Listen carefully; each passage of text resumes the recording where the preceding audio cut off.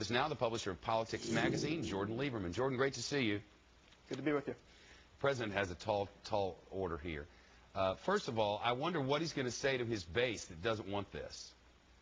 Well, to his base, he's going to say that the troops will be out by about 2011, give or take a year, and that there will be, of course, a troop uptick on the Afghan side, that there is an end in sight to this war.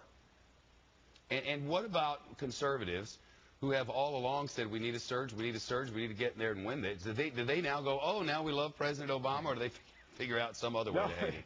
No, they figure out another way to hit him. Listen, we're going to get the troop surge will get this up to about 100,000 American troops on the ground. The problem is that as you declare an exit date of about 2011, it encourages the enemies to sit tight and hang out for a couple of years. It's the equivalent of FDR saying in the early 40s that Americans will be out of Germany or Japan by late 1944. It's not a very good strategic move. And along the way, does he explain what a win is? And if so, how does he do that? There's no way he can explicitly describe what a win is unless he says something like the Taliban will not be running Afghanistan. And this is a very difficult situation, not only because he's promising that but the Taliban aren't even in Afghanistan; they're in Pakistan, right? And that's the other trick here. They've left. Yeah.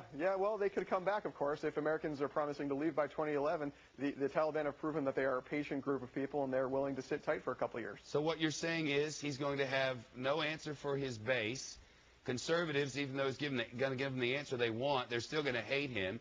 That there's going to be no end game, no win at the end of this. We'll just have a date to leave, and that is supposed to do what? This is a disaster in the making, Shepard. He's going to kick this down the road a year or two. And he's going to stand in front of West Point cadets to do it?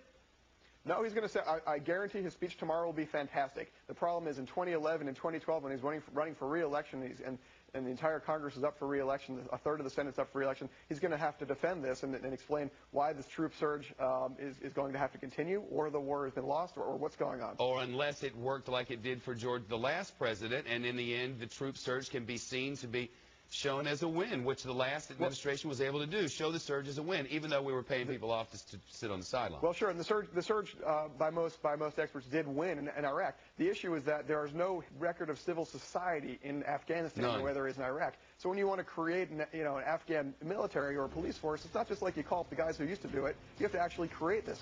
Yeah, create it from nothing. Jordan Lieberman, it's good to see you. This should be fascinating.